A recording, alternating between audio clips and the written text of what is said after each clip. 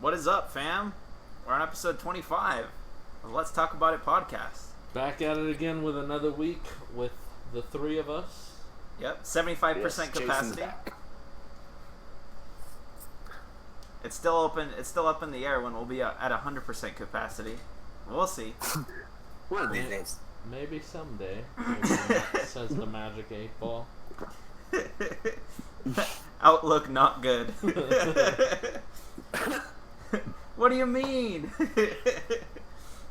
But yeah. I mean, we got another week. We're actually recording late this time. We skipped almost an entire week. We're a couple days late. So we're gonna have 2 this week. Yeah, we're gonna have 2 episodes this week. We're currently recording today on Monday, June 29th. And we'll most likely record another episode on January, 3rd, I believe? That's right. Yeah, Friday's, or July 3rd, January. It's probably gotta be, or Saturday. I mean, if you guys really want to wait that long. A special 4th of July. Yeah, 4th of, oh my gosh. Just get 4th of July trash and record the episode. Dude, I'm way down for a drunk podcast episode. Don't tempt me. Don't. We would have to do it late as hell, and I would work the next day, so actually not a good idea. Boo. No, not a good idea. Boo your job. I mean, you guys go ahead. I'm not gonna lie, I'll do it this podcast. You guys can do it next podcast. Boo. Where's the unity in that? Oh well, that's alright. That's alright. But, you alright there? It's totally not me opening a beer. He said, I'll do it tonight, and then dies. Guys, I can't see. Everything's dark. Anyway, on account of Jason not dying, we got a pretty good episode here today.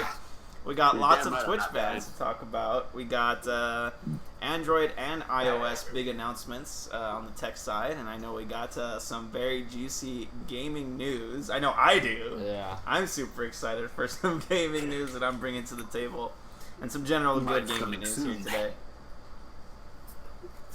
What's up, Jason? I said, and mine coming soon. I'm waiting for Paper Mario still. This month. It's gonna be lit. Litty as a titty. Anyway. That's my new favorite saying, by the way. But let's jump into the tech news. We'll do a funny story for tech news. It's not really a tech news story, but I thought it was funny.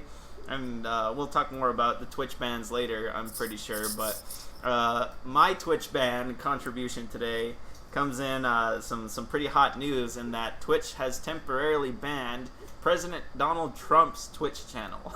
He has a Twitch channel? Donald Trump has a Twitch channel. Holy shit, I had no idea. Yeah, it's so funny. So apparently the grounds of the suspension was hateful conduct on the channel. The channel was primarily tasked with replaying like rallies, like highlight clips from his rallies, and like it's Hitler speeches. Yeah. So apparently there was one particular clip that caused the ban here of Trump's official Twitch channel. And it was one of his kickoff rallies where he said that Mexico was sending rapists to the United States. And so Twitch flagged those comments as racist. And there was also another time where he made similar comments in a recent rally in Tulsa, Oklahoma. So Twitch has officially commented on it and said, like anyone else, politicians on Twitch must adhere to our terms of service and community guidelines. We do not make exceptions for political or newsworthy content, and will take action on content reported to us that violates our rules. The statement was originally issued last year when Trump's channel was launched, so in October is when they launched it. So, of course, this is on the heels of Twitch swearing they would crack down on harassment within the community, and I'm sure we all have our own stories to contribute on that as well. And so this ban is actually a little more serious than most, only because this is like the official Twitch for Donald Trump. And he's the president of the United States, right? So it can get sticky very, very quick there. And then kind of on the heel of that, Reddit has also banned the r/the Donald subreddit, which in comparison, the Donald subreddit is not officially connected with Donald Trump, but the Twitch channel is. So very, very interesting stuff happening here. I don't know why, but when you talk about Donald Trump having a Twitch, the first thing that popped in my mind was just him sitting in the Oval Office just watching Ninja play like Fortnite, watching people build walls. I imagine Donald Trump streaming from the Oval Office playing Minecraft and building dirt walls. He's like, look at that beautiful wall. It's the greatest wall in all the history of walls. We're gonna build a beautiful wall in Minecraft. It'll keep the creepers out.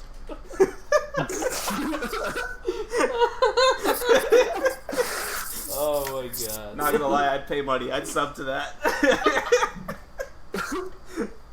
But unfortunately, that's not the case. But anyway, moving on to actual tech news today. Microsoft has announced that they are going to permanently close all of their retail stores worldwide. They have reportedly given up on physical store retail sales here.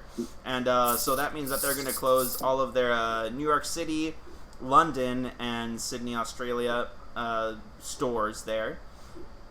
Which is a shame because the London store just actually opened just about a year ago. So now it's going to get canned. But Microsoft said that the stores are not permanently leaving, that they're still going to be what's called experiences. And so they're basically going to be like a store that you can go in and you can like demo the new Xbox or the new VR headset from Microsoft or their new Surface tablets. Like, they're not going to sell anything, but you could go there and it's going to be a designed experience to kind of get you hyped for whatever products Microsoft's trying to push at the time. Microsoft have also said... What's up? So I don't have to feel weird about going in just to play demos anymore. Like Absolutely. when I was 10. They're going to be encouraging that now, and I'm excited. Yes! Yeah, but surprisingly enough, Microsoft has said that even with this change of pace, that there are no planned layoffs from that. So they said that their commitment is to growing and developing careers from this diverse talent pool, and it's stronger than ever, they said. So, there's I guess people still get to keep their jobs, which is really good, especially amidst this COVID-19 pandemic. Sources have said that this plan, Microsoft's, to end Microsoft's retail operations, was originally in place to happen next year, but of course COVID-19 has accelerated that process here. So I mean, this is as good as time as ever, right? And so we'll see how these experience stores are gonna work out. I think that it's a really good marketing scheme, but we'll see exactly how that affects Microsoft sales. So that's we'll see how it goes. We'll see how it goes.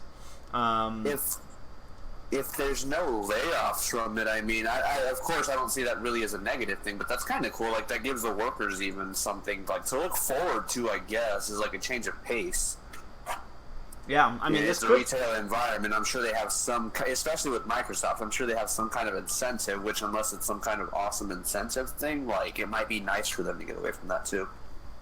Yeah, I think this is a really, really smart shift in marketing, only because only because people are switching to so much online purchasing, but a lot of a purchase decision still revolves around you holding the actual device in your hands and seeing it that way, right? Yeah. So I think just having a place.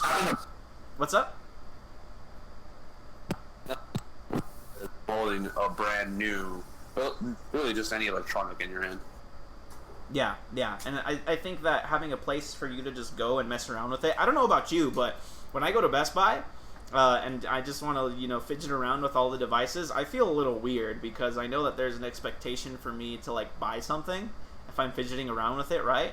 especially in the phone section yeah. of Best Buy. There's like representatives from like all of the, there's a rep there that'll try and sell you service to Verizon or to AT&T or Sprint or something like that. And then they're like incentivized to sell you that, and then you're just there and you're like, I'm literally here just to touch the screen on the Google Pixel 4 and see how it looks. And so having like an experience store like that, I think it's a really smart idea. For the rising generation of people who have to make purchasing decisions, who don't exactly want to be pressured or feel pressured to purchase something. I think it's really smart. I think it's the next evolution, in my opinion. It's definitely interesting. I can't wait to see if more companies try and follow suit with a similar type of business model. Yeah, I think they will. It'd be kind of funny though to walk in and like to the experience store and just ask for their best thing that you can try out to see how many FPS you can get in Minecraft. Only 30, come on. Like, why not, right? Yeah. It's but yeah, so I'm excited. I'd go to one of those stores, to be honest. I don't know where the nearest Microsoft store to here is. I think it's in Phoenix or Scottsdale. To be fair, I didn't know we had Microsoft stores. Yeah, I mean, I've been in one for sure in New York City. It's pretty cool. It's like an Apple store, but Microsoft. Never been there either. No, but everything is not $3,000. Yeah, it's only $1,000. Hey, $299.99. The magic number, under just a penny under $1,000. But yeah, so that's good for Microsoft there. Moving on to the next story here, it's actually a lot of news for Apple since they recently had their WWDC 2020 conference here, so the Worldwide Developers Conference, where typically they focus on making announcements for their software for the coming year. And so this year's WWDC was actually pretty huge because they made a lot of announcements on iOS 14, as well as iPadOS, and some things they have coming down the pipeline. Now, a lot of the features that I'm going to outline here, okay, they may sound familiar because a lot of the features that Apple wants to implement into their iPhones and iOS 14 have been on Android literally since 3.0 or 2.0. I forgot about what they implemented up until you started saying that. Yeah, so let's go down the list here, shall we? So, of course, this is there's a lot to highlight, right? But I'm not going to highlight everything, just the things that I find intriguing. So, first things first, iOS 14 is getting what's called an app gallery, or in layman's terms, an app drawer. So, instead of just having a bunch of home screens with all your apps scattered through there, you can now have access to an app gallery. Which is a screen with all of your apps that you have downloaded there for you to scroll through, and they're actually categorized by their app type. So like you'll have one for finances, you'll have one for games, you'll have one for social media, and they're kind of organized in folders like that through the app gallery. So in theory, of course, it would help in faster navigation, but of course the app drawer has been implemented in Android since version 1. And I don't even remember what dessert Android 1 was called after, but definitely 2.3 was what was it? Gingerbread or Froyo? I don't remember. I think it's Froyo. But was it even a dessert at that point still? I think version 1.0, I don't think it was. It's hard to remember. It's been such a long time, and keep in mind we're on the cusp of Android 11 at this point. So we'll be talking more about Android 11 features that have been released with the Android 11 beta later on. But of course, we got to give Apple their spotlight first. But moving on there, the second thing that they have included or plan to include in iOS 14 are dynamic widgets, and so. Apple has already had widgets in iOS, but they were kind of a joke when you compared them to the widgets that you had in Android as far as like usability or feature set or kind of at a glance information displaying or touching the folder at all. Yeah. So it's I guess that's what Apple is calling them now, dynamic widgets.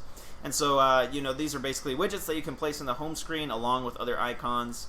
And of course, widgets are something that Android has supported since at least 2.3 because I remember that. And so just like Android, you can resize the widgets or choose from a widget size that suits your available real estate on your home screen. And so, of course, there's also a widget gallery that looks a lot like the Android one, where you can browse through available widgets based on which apps you have downloaded to use on your home screen. So, very interesting there. The third thing I want to mention here is picture-in-picture mode here for iOS. And so that's something, of course, Android has had for a long time already, but basically it's when you open like a YouTube video in your browser, right? And you want to keep it going while you surf, through your phone for something else. You can grab that video and it'll kind of float around until you close it while you do other things. It's a good multitasking feature. And so that's finally coming to iOS for the first time ever. And so it's going to work pretty much exactly the same as the Android one does. And so that's also very, very interesting. Feature number 4 that Apple is taking a note from Android here is that you can finally replace your default apps on iOS 14. So you were kind of stuck with automatically getting opened with the apps that the Apple assigned to you, right? So you can download Google Chrome on iOS, and you have been able to do that for a long time. But if you clicked a link in a text message or in Facebook Messenger, it would automatically open in Safari, and you'd have to manually copy and paste that link over to Google Chrome in order to use it there. But now you can change that. So, for example, Google Chrome was a big one. You can change your default music app. And you can actually it's just limited to mail and browser apps, so it's not like system wide like on Android where you can choose a default app for a variety of functions. But Apple's getting there. Come on, we got to give them some credit. They're making progress here. You gotta crawl before you can walk. What's up? You gotta crawl before you can walk. Yeah. No, I want Apple to run. I just want them to run and then faceplant. But that's just me, and I'm mean to Apple because they deserve it. Anyway. Apple is also bringing something called App Clips, and so it's what allows users to interact with stripped down versions of apps for specific tasks, such as NFC payments, or the use and scanning of QR codes. And so the similar feature that this parallels on Android is called Instant Apps feature, which actually goes back 4 years on Google. So keep that in mind there. Let's see here. Apple is finally improving. Apple's finally improving their incoming call notification. And so, if you know anything about iOS and on your iPhone, when a call comes in, it takes up your entire screen and completely stops whatever you were doing, just so you could answer or decline a phone call. And so that's actually different now. And so instead of taking over your entire screen, much like Android, a little widget will pop down from the top of your screen, and it'll say who's calling, and you can accept or decline it there. Or you can just let it ring and just keep on doing what you're doing on your phone, just like nice. Android. Yeah, much less invasive. It's a good thing that they're implementing it. So that's a good thing there. Another cool thing here, this is the last thing I'm going to mention from the iOS 14 kind of feature set they're planning. There's lots more, but these are the ones I wanted to cover just because it gives me an opportunity to bash, right? But Apple Maps from Google Maps is what they're calling it. So Apple announced several updates to the Maps app on iOS 14 with updated feature sets here.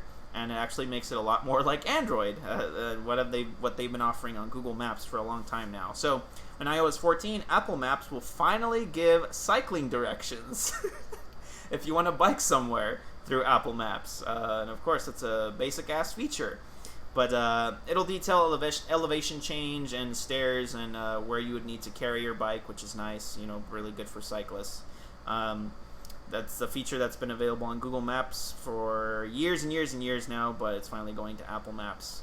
I remember when Apple Maps first came out, and it was terrible, and it would guide people to drive into airports. Mm-hmm. But that's a classic story. No one's ever going to let that down.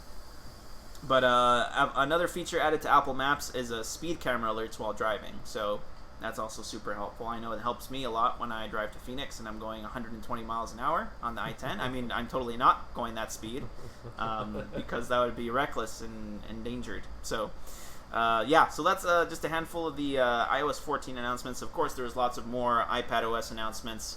Along with that, too, Apple also announced that they are going to be producing their own custom ARM-based CPUs for their MacBooks.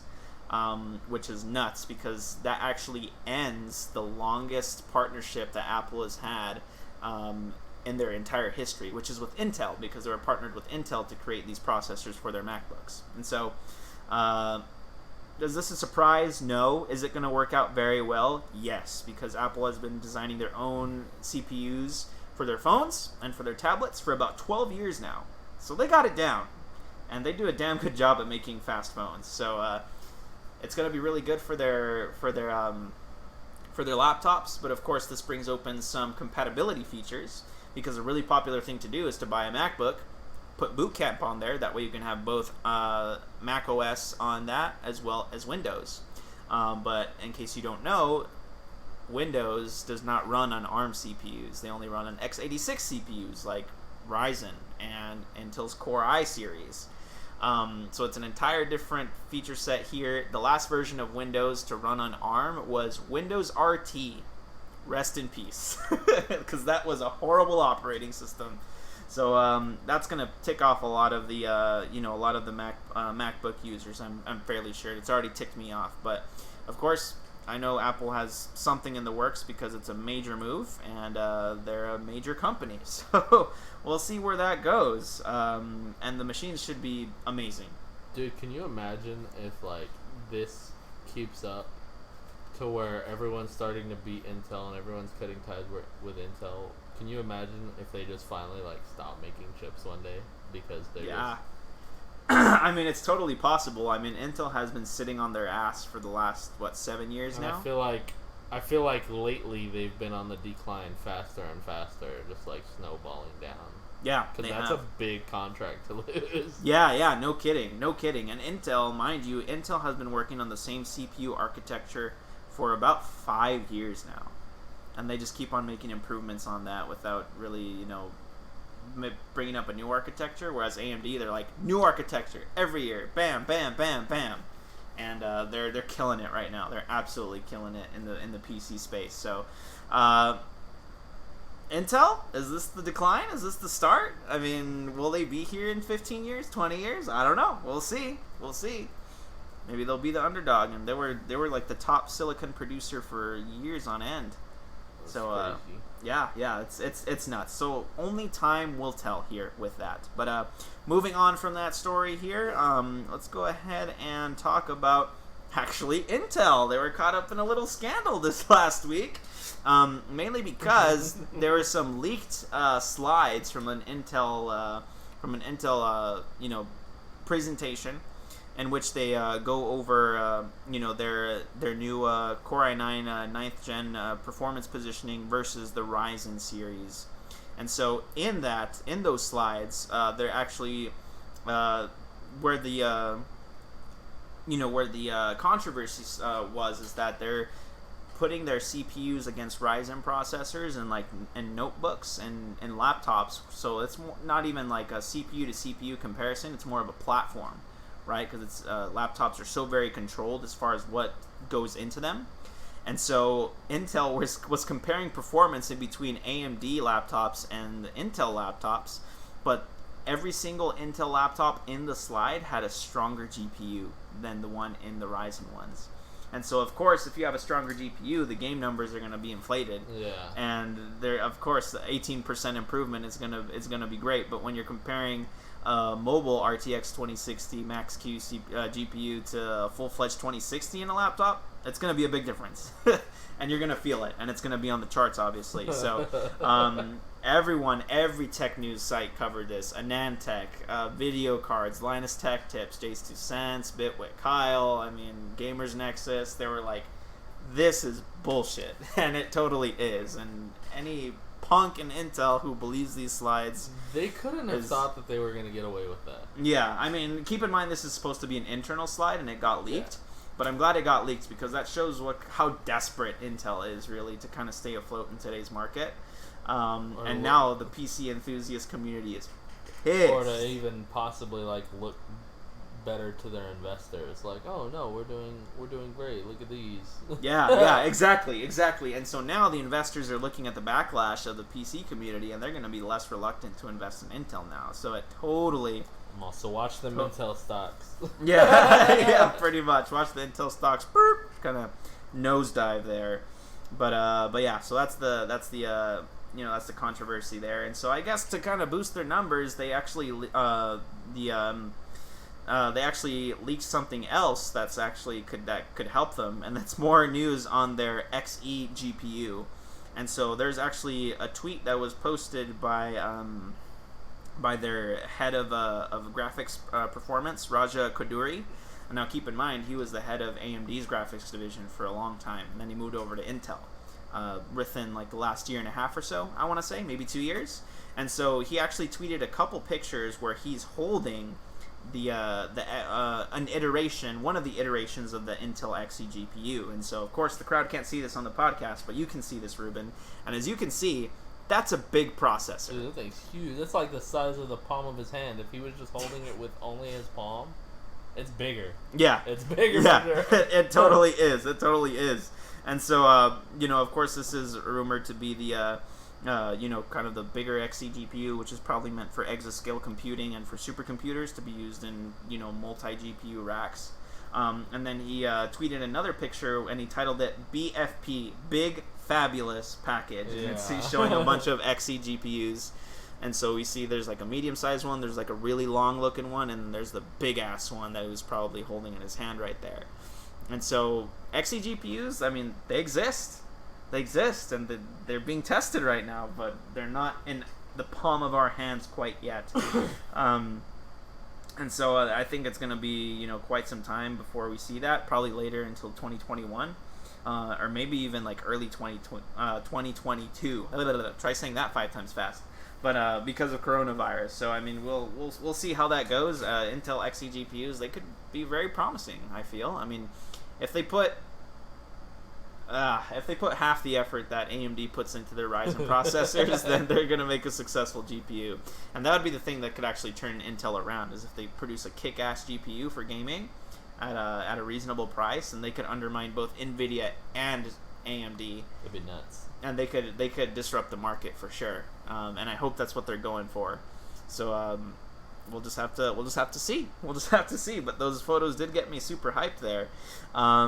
In addition to that, moving on past the Intel news here, let's go ahead and actually talk about some new features. This is the last story of the tech section here. Some new features on Android that are available through the Android 11 Beta 1 specifically. And so features and betas with Android within the last couple versions, they kind of come and go. They'll drop in there, the features will be available, and then the next beta update, some of the features will be gone, or some of the features will still be there but no longer functioning.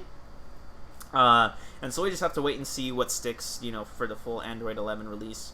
But these are some of the highlights here for Android 11. So with Android 11, they have removed the 4GB file size limit for videos. So on Android, when you're filming a video, the max it could be before the video recorder would just stop would be 4GB. And so with cameras being able to film 4K video now, that got filled really quick. Yeah.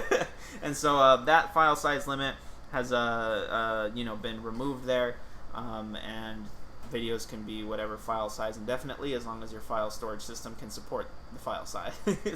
So that's really cool there. In addition to that, Android 11 gets a trash can, so apps can throw away files without actually deleting them, allowing you 30 days to change your mind or to recover them before they're actually deleted from your phone. So it functions like a Windows recycling bin, in essence. So that's really cool there, as far as managing your files. With devices launching with Android 11 will require seamless updates. So from Android 11 and on, they have to require A and B side partitioning in your in your phone there. So basically, the seamless updates, a lot of phones right now, this is part of Project Treble, which launched back in 2015, I want to say, where Google started to streamline the Android update experience, in which they required 2 partitions for the Android system experience. One of them was the core experience, which is basically handling everything that you mess around with on a day-to-day basis as far as you're using your phone. And then the B partition is actually the core system files, which are all the securities, all the filing systems, everything like that, all the nitty-gritty of the operating system itself. And so what this allows developers to do is that they can implement and kind of patch in full-size Android updates to feature sets and security without having to redo the entire, basically, operating system for updates. And so in theory, this allows people to update their phones much faster because the cell phone carriers like T-Mobile, like AT&T, like Sprint, they don't have to basically release an update for the full phone. They can just update a partition of the phone in Android and have, you know, the updates come in fast. So from Google or from Android 11 on, that's going to be absolutely required. And so if it's not supported or your carrier doesn't want to do that for you, then you're not getting Android 11. It's simple as that. But there's some really cool improvements here to voice access within Android 11, and so that's basically an accessibility feature in which you know, it's really meant for people who are primarily controlling their phone with their voice, either because they can't tap the screen or they can't really do that effectively. And so it's really cool to see some demos. They're on YouTube. You can just YouTube, you know, Android 11 voice access, and you can literally control your phone with your voice. It's really cool, and it's really fast and accurate. So you can just tell your phone, okay, open YouTube, and then a second later YouTube will be open, and then you can tell it search you know, the Gummy Bear song or whatever, and it would search it, and then once it finds it, you can say, you know, like, play the third video down, and it'll play the third video down on the list. And so it's very, very impressive. I'm really proud of that. I think, you know, accessibility options are something that's not really highlighted a lot with phone features, but, you know, with you know, people with, you know, with disabilities deserve to use technology as much as everyone else. And so seeing this implemented is really, really cool, just to see people use technology, and we're really using technology to its fullest extent, and that really just gets me giddy inside. But in addition to that, just some smaller ones. The Messages texting app will now soon support Android 11's bubble notifications, so a lot like Facebook Messenger's kind of bubble notifications on the side. You can do that with your text messages now too. You can now get emergency alerts in Spanish, in case you wanted those. So that's really, really cool. There's now new media controls on the top of your notifications. And so let's say, for example, you're playing Spotify, right? Right now, if you pull down your notifications bar, there's, you know, it's kind of its own little section there. That's part of your notification shade that you have to pull down on. But with Android 11, what you can do is actually post the notification, or not really notification, but there will be a little media player integrated into the very top of your notification shade, much like your widgets at the top for like Wi-Fi or flashlight or airplane mode. And you can control your music from there, whatever media is playing. So it's built into that, which is really cool. And so we'll see, you know, we'll see how that goes. It should. Right now, it's a little buggy, of course, because it's an Android 11 beta. But I'm going to use that a lot for sure once it comes to Android and Android 11 gets put on my phone. In addition to that, let's see here. There's also Ethernet tethering supported on Android 11. So basically, you can share a tethered internet connection via USB. Ethernet dongle on your phone rather than just over a USB cable, and so like you can get a USB to Ethernet and just plug in your internet cord right into your phone, and you can use it that way. Oh my god! See, so that's like really the cool. Perfect solution for people like like me who had no internet. What's up? It's like the perfect solution for people like me who had no internet. Yeah. Like back when I was living with my mom. It's like you just throw that right onto your Xbox, right onto your PlayStation, whatever. That's the reason I really didn't play console at all. Was because I could only USB tether. Yeah, and I mean now that's not the situation for you anymore, thank goodness. But for everyone else who was in that situation, they'll be able to get at least a little bit more reliable connection speeds there. Nuts. So yeah, basically. So other things here is that Android 11 also has renamed its volume menu to the sound menu now. So really fancy. You can adjust all your sounds there from the menu. Just the last thing here that I thought was pretty cool, that they updated the screenshot interface for Android 11 too. So there's a new ribbon on the bottom with the share and edit buttons. plus a floating screenshot preview and a big obvious X in the corner to close or dismiss it with. Still no scrolling screenshots, however, which was actually previewed in the Android 10 beta when that was a beta. There it was a function that was there, but it was pulled and it's still not official. So Android's got to keep up with everyone else too. But that's all I got for today. That's all the tech news. I've been rambling for a very long time now, but the time is now your guys'. All right. I'll go ahead and go first. First up, we got one big thing that happened last week. Microsoft shut down Mixer, their streaming service that was supposed to rival Twitch and Facebook gaming. Yeah. Rest in pieces. I didn't think it would last, but I certainly didn't think it'd go down that fast. Yeah. Especially since all the big names they signed, Ninja, they signed him for 3 years, $30 million. And now that they're done, they're still honoring his contract and paying him that $30 million for the 1 year he worked. Yeah, that's a big L, man. Someone did the math, and I think it was like he made basically $92,000 a day. Living fat. My stomach hurts now. Right. But not that I thought it would fail, but I not that I thought it'd be a huge contender for the top. There we go. But I am personally a little bit surprised it failed because it's still Microsoft's platform. yeah, I They feel like have if the they, money, they have the resources to. At least I feel like I've kept it going a little longer, but I don't blame them for losing out or for basically knowing that it wasn't going to go anywhere else.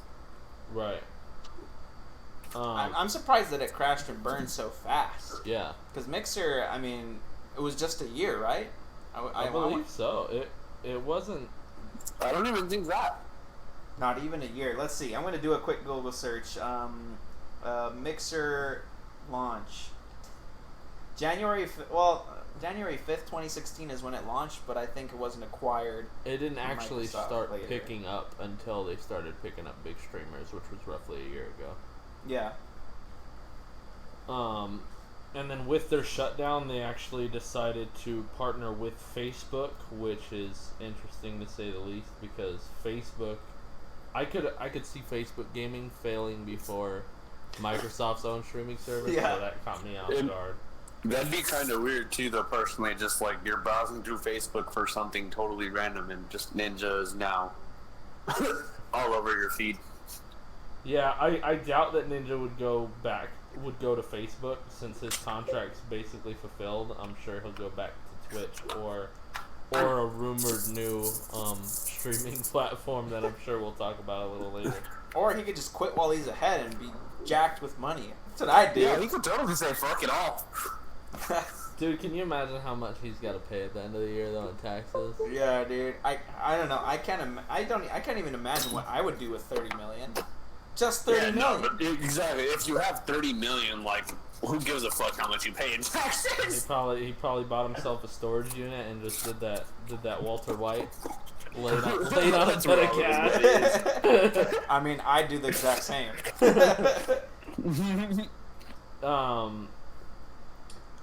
So yeah, that's all about Mixer.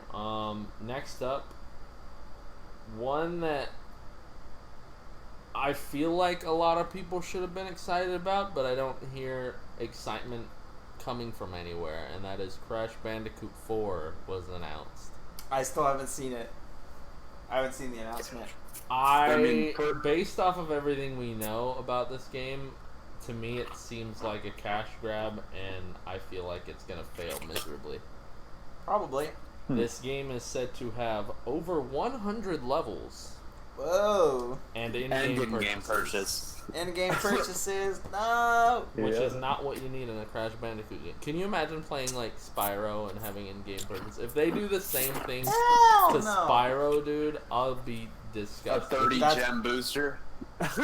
That's blasphemy. Yeah, it says the forthcoming game will feature 100 plus levels of play as well as new game modes when it launches in October. For some perspective, Crash Bandicoot 3 Warped had 32 levels, including bosses and secrets. So, a substantial difference. 3 times the size as far as levels go. Mm-hmm. I'm not a fan of Crash personally. Not that it's bad, just I'm indifferent. So I mean, either way it goes, I'm curious to see, but I really don't care. Even the Crash fans that I know though, like I haven't really heard anyone super stoked about this. They're like, oh yeah, that's cool. Like I feel like, I don't know, I feel like Crash definitely doesn't have as big of an impact as it used to. Mm-hmm. Well, I mean, back when Sony launched, was it supposed to be like? Well, not when Sony itself, but like with PlayStation, wasn't Crash like what you Crash and Spyro were the two you associated with PlayStation, right? Yeah, they were like one of the fattest mascots. Like all the PlayStation commercials had a Crash mascot in it. Yeah.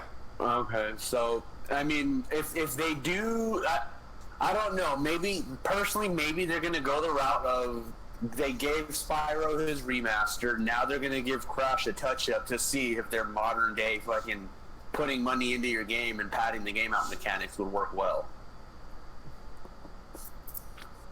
I'm very curious to see how it reviews. However, I'm not expecting much. Yeah, me neither. Yeah. My next they could, like I said, they could just be testing to see how well a game, like one of those padded out kind of, like you're getting a bunch of basic content for your money, I guess would be the best way to put it, which was still not really a good idea personally. Like I said, I feel like it's just a cash grab, and I feel like I don't know. I just don't feel good about this. Me neither. My next and final story, because I know we're gonna have a bigger discussion with Jason's topics, is Ubisoft is launching their own battle royale shooter called Hyperscape. Ooh, hyped.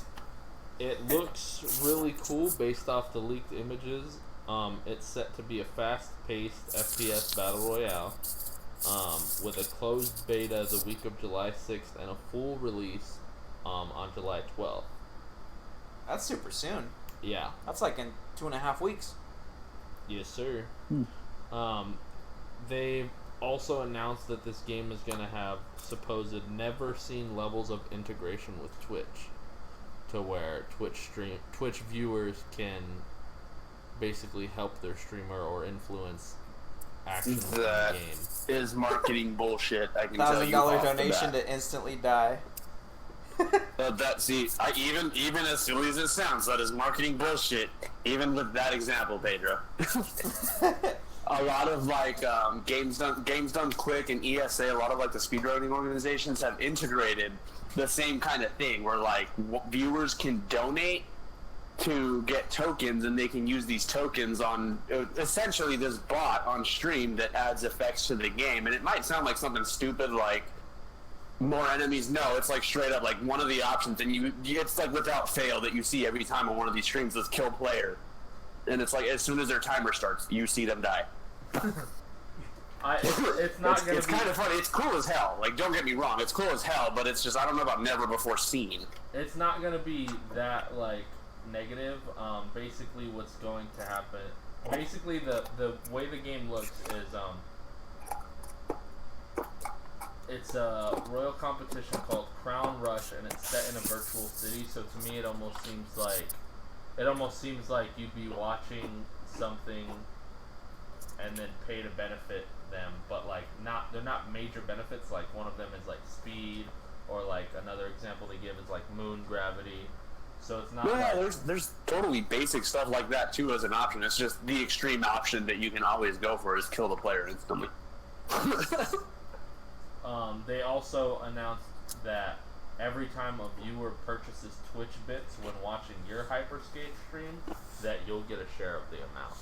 Nice. Which is super sick. Yeah. I'm down for that. Yeah. So, see, again, I'm not trying to be negative Nancy about it, but again, it's the same thing as like when you're buying bits and donating bits to the streamer through the same kind of program, mind you. It's the same thing. I'm personally a little bit stuck on this never before seen shit. It's not that it's never before seen. It's just not very commonly used. I mean, we have yet to see how it exactly is going to pan out. Yeah. But I'm excited to see exactly. You know me. I jump immediately to the extreme, so I want to see just how effed up someone can make someone's game. Right. If you're curious about something like that, look up any crowd control randomizer, whether it be for Super Mario, Zelda, really anything. A crowd control randomizer is what it's called, or a crowd control playthrough. Anyways, it's another free battle royale. The screenshots look interesting. It looks like a super clean looking game. And if I recall right, the team working on it is the same team that worked on Rainbow Six Siege's online multiplayer, so they're pretty experienced, and I definitely have faith in them because as a 6 or 7 year old game now, it's still super popular. Yeah. So I don't doubt them for a second. I have high hopes for this, but we'll know in roughly 2 weeks. Yeah. I'll go ahead and pass it to Jason as I show Pedro some of these screenshots. Wait, I have a video game news story to contribute today. Oh yeah. Okay. First of all, those screenshots look sick, but so my video game contribution this week. Guess what? Biomutant. We got an update, boys. We got about 9 minutes of new gameplay footage spliced in between already seen gameplay footage. But the new footage shows a lot of really interesting things. It shows a lot more of the kung fu aspect of the game, because it's the basis of Biomutant is you being able to mutate your animal basically and augment it with cybernetics, and that affects how your kung fu skills are in battle. It affects what melee weapons you can use, what range weapons you can use. And so we saw a lot of different animals, being mutated with different augmentations and different weapons being used in combat. A lot of it looks really sick. And at the end of the video, you see a lot more of the inventory system. Mm-hmm. And as far as how you can modify your weapons, how they're classified, short range melee, long range melee, guns, bows and arrows, swords, that sort of thing. Electric modifications to your swords to give you zap or to give you flame augmentations. It looks really, really cool, man.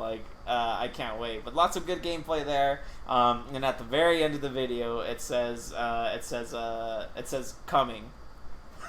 That's it. The game will get here.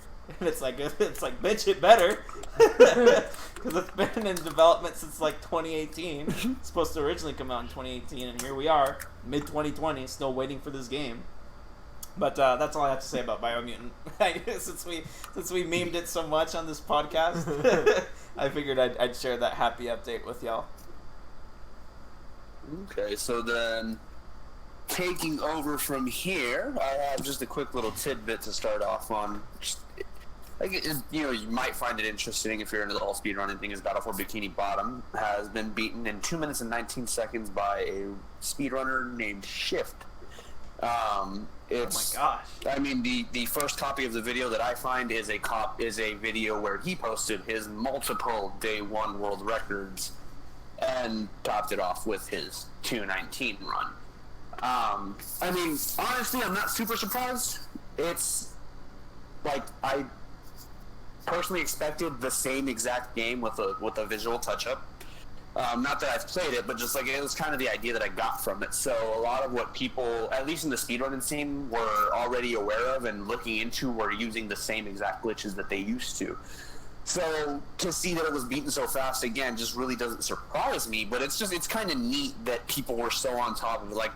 If I knew how to do it, I probably would have done it too, just to be hey, I held the world record for something at one point. But I mean, it's looking at the speedrun, I really couldn't even explain it to you. It looks to me, what it looks like happens is he starts the game, he pulls up his map, he closes his map, he tries to go somewhere he shouldn't be able to, it lets him, and then he's fighting the last boss. I have no idea what to make of any of it. So, I mean, like I said, just cool little interesting tidbit to start off on. Before we get into Shane Dawson, it is my understanding that neither of you really is aware of what's going on with him right now. No? Wait, can you repeat that? I said, so going into the next thing, we have a little bit of info on Shane Dawson, and it is my understanding you guys don't exactly know everything that has to going on with him, right? No, not really. Nah, give us the dirty deets. So he's being brought up basically for a lot of like old clips where he's done blackface, and one very, very major one that keeps kind of coming back up is where he's making like motions, like he's doing it over, he's making motions like he's masturbating to Willow Smith, who at the time was 11 in the poster that he was doing it to. Big yes. And it's to the point now where even her family, Jaden Smith, Will Smith, Jada Pinkett Smith, they've spoken on it, and they're all basically like, he needs to be held accountable, he needs to be held responsible for it, and it's not okay what he did. And honestly, to me, seems more like speaking on that. Like, they've totally kind of left the whole blackface thing from what I've seen. They haven't really spoken on it. And personally, I don't know what he did in blackface. I feel like there's a way to do blackface. Not that it's really hardly ever okay, but like when Robert Downey Jr. did it in Tropic Thunder, like it turned into, like, yes, it started off as a joke, but turned into this thing about being proud of who you actually were. Yeah. And I feel like that's probably why like he's okay after they tried to cancel him for that, is like he totally just, he didn't have to care. Yeah, I remember there that was an actual with message to it. It wasn't clowning just for the sake of clowning. But what Shane Dawson, the difference between him and like what Shane Dawson has done is, like, Shane Dawson has always said or at least in the past has always said that it's for shock value. It's the humor of it is just to be ridiculous and out there. Which, yeah, I can say that, yes, I might say some stupid things on my personal time, but I don't take it too far, I feel like, and I don't really honestly believe or say stuff for the shock value. You know what I mean? Like, there's always some kind of joke or somebody's aware of it. I don't say things knowing, like, if there's a chance I'm going to offend somebody, basically. Yeah, there's always a degree of levity to it. And then, again, the difference there is that's not even in the public eye. Like, Shane Dawson is a huge personality to the point where, like, this morning I was listening to the radio, and on the radio, on a rap station, they're talking about, like, what's going on with him. So the reach there is just insane. And for a lot of, like, what the issue is, a lot of his community, too, just has always kind of been like, well, it's for shock. It's not true. It's for shock. It's funny. And he gets away with it. Not that he's tried to, and not that he's being a horrible person. For example, he has actually come forth and made a video called Taking Accountability, and you can take that however you want. I personally do. I like to take people for what they say. I like to take them at face value as long as I can. And the video is essentially him saying, you know what, that's old, I have changed. I have gone to counseling, and he has a different view on it. But, I can't really take a firm stance on it, because when you involve something like an 11-year-old and a poster of them, and you're doing what you're doing, like, that's never okay. Like, ever. And then to just go be so public and open about it, I don't know. Yeah, I don't know. What are your guys' thoughts? Yeah, it's definitely interesting. For me personally, I always find it interesting when people take actions that happened, some time ago, and then apply today's standards in it. That kind of, yes. It's easy for us to do that, right? And to cancel people based off of that. But that's also kind of like the point of growth, right? Like, we all make mistakes. And, these YouTubers have the unfortunate reality of having their mistakes broadcast to everyone, and having the responsibility, to be good examples, just by nature of being such a public figure. And immediately, because of people's past mistakes, we immediately judge them, we want to cancel them, and then we completely miss the point of looking at them as an individual, as a human being, and seeing what progress they've made since then. And then, of course, there's some people who have made no progress since making their mistakes, and that's their own fault as individuals, but we see more often than not that the cases that they've made progress. And I think that's just hugely overshadowed when it comes to really looking at people as, looking at these celebrities as actual people, and, being able to judge whether or not they're sincere or not. But that's that's something that can be applied across the board, not just in this one for Shane Dawson. It really just applied across the whole cancel culture. People tell me that I'm too nice of a person. I believe everyone deserves a second chance. I believe everyone's redeemable, with the exception of very few mistakes. But of course, that's just me. I don't know if either of you have actually watched any of his old stuff, but if you do, it's blatantly obvious that he is overacting a character and just Right. like they said, Grossly immature. Yeah. So, me personally, I'm not offended by it. I don't get offended really by much, but So That's why we're all good friends. not to totally throw a wrench in this, but something else that just came to mind as I'm remembering now is this other video that surfaced as well, where he's just totally having this completely inappropriate conversation with a 12-year-old girl. What it consists of is a lot of, what if somebody says, show me your dick, or can I show you my dick? What if you just want to touch it? And it's a lot of back and forth between him and some 12-year-old girl who, to be in this situation to begin with, had to have been pulled away from her parents. And again, I totally understand the whole shock value and humor and character and all that, but when is that ever okay? Right, sexual assault is never okay, and that's clearly harassment there, and probably one of the most egregious manners you can. Did you say it was in front of her parents? No, what I'm saying is, for her to have been in this situation at all, she had to have been pulled away from her parents. Oh. I feel like as any parent, really, as any good parent at least, you would immediately pull your kid out of that situation. I could see, on the contrary to that, I could see it being a family friend and them knowing what he's trying to do and them being okay with it. Because, if you look at Hollywood, there's a lot of movies. It was not a family friend, though. The girl was clearly uncomfortable, not okay, and there was no other adults around. It was in a personal setting, in a living room or something like that. Oh, well then that's a completely different subject, and I would not be okay with it. Yeah, and that's just nasty, straight up. It was something that seriously, I can seriously say, no, I would not have been okay with. I'm not a parent, but I would not have been okay with anybody that I know being in that situation, especially that young. Yeah, the whole other thing is, who is he to be having that conversation? He's not their parent. That's something that the parent should approach. Yep. That's what they got to do as parents. It's a huge responsibility, so they better own up to it. But yes, that essentially is what that is the last that I've looked into this whole situation. That is what I know at this point. So I'm in the same boat as Pedro, as I feel like, yes, most people deserve a second chance, with the exception of very few things. And personally, I'm not 100% sure how I feel on Shane Dawson, because I haven't followed him long enough. I don't follow him, so I don't know.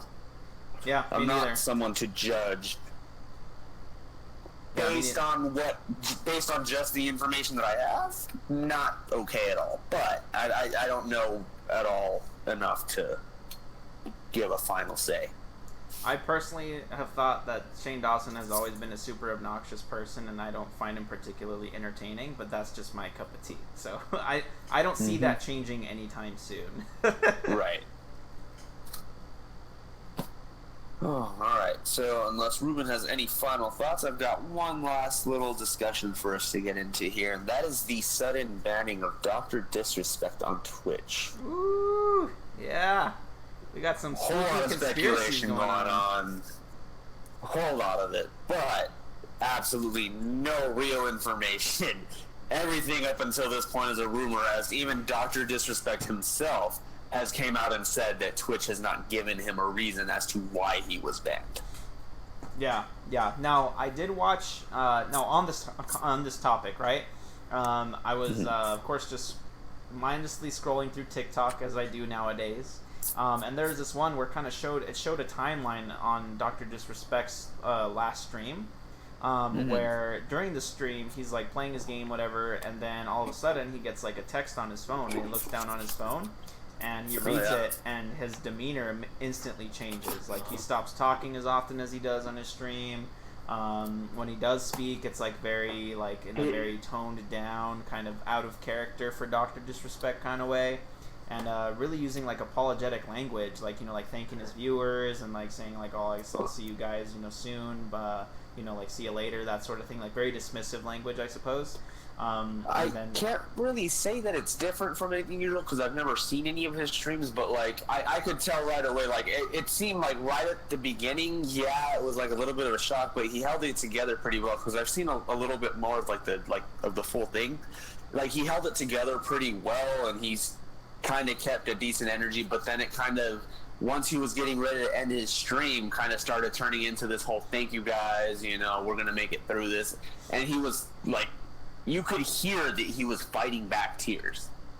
Yeah, he was definitely in some kind of emotional distress, to put it generally.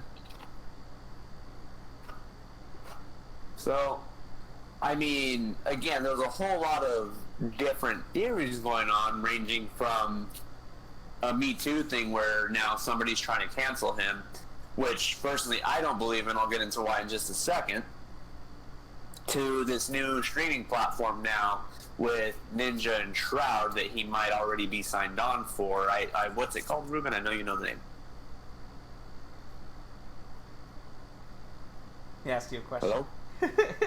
Oh, it sounded like you cut out. What was the name of the streaming platform? It's called Project Brime. It's not supposed to be the official name. They haven't supposedly announced it yet. That's just the working title. Yeah. So, yeah, there's that theory going around that he might already be in talks to be signed on with Brime.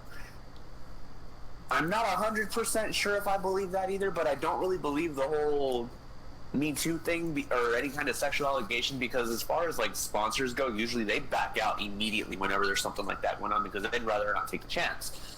Game Fuel and Razer both dropped him shortly, but that now he's back up as a he's sponsored by them again. So that means that it seems like at least he would have talked to them after and maybe filled them in on what's going on if he knows something more. But at this point, it's this whole blank slate. Nobody knows what the hell is actually going on except for the people that actually do, and they've been insanely tight-lipped about it. Yeah, I agree with you there, where I don't think it's anything having to do with sexual allegations, only because stuff like that gets blown up immediately, and everyone would know. Right. And so that conspiracy theory about, well, not conspiracy theory, right, but the plausible explanation of it being its own streaming platform, that could, I feel that's definitely believable just because of how hush-hush everything has been so far. And if it's indeed a streaming platform that he's part of, that he's bringing up himself, like that's huge legal ramifications as far as his contract with the current streaming platform is. As far as NDAs and a non-compete goes, like he could be in a whole lot of trouble. The main reason I don't believe that is because of who else he was said to be in this contract new company startup with. I mean, unless Ninja was sitting with the heads of Mixer and knew it was all going down, I don't see him risking blowing $30 million contract for something that might not take off.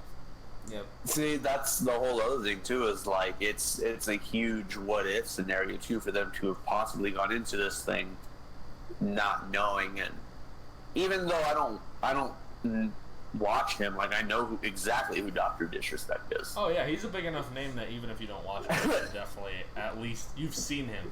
If you see his face, you'll know him. Exactly.